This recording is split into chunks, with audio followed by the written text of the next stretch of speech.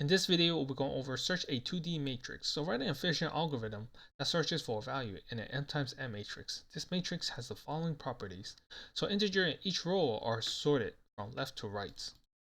The first integer of each row is greater than the last integer of the previous row. This means the number increases as we move from left to right and also top to bottom. Let's go over the thought process. So the brute force approach will be to perform a single iteration through the input matrix. A better approach is to start from the top left corner or top right corner of the input matrix. This is because if our target value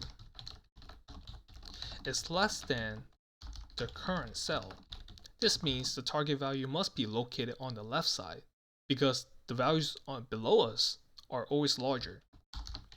Since the values on the left side is always smaller, we will want to search leftward. The values below us are larger, so we should not search downward. Now, if our target value is greater than the current cell, then we know that we are only allowed to search downward because all the values to the left at the current row is going to be smaller.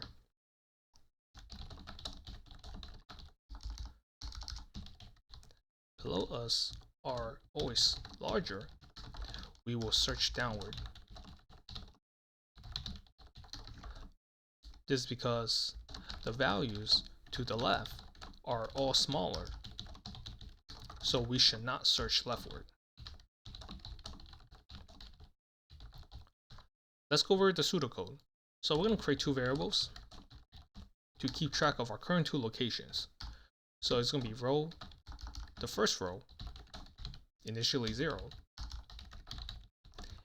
and also the column. Since we want to start from the top right corner, it's going to be in the last column.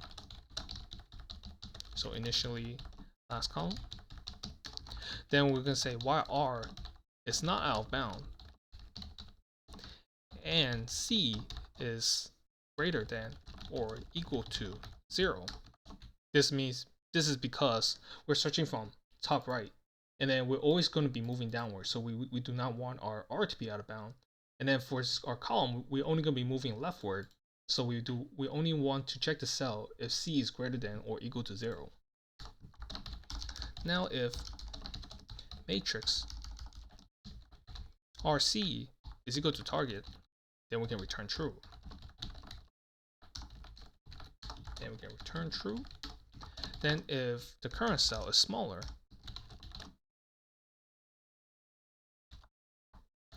than target, this means we have to search downward. So I'm going to set R to R plus 1.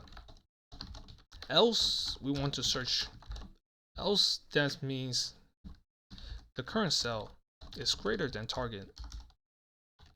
This means we want to search leftward for a smaller value.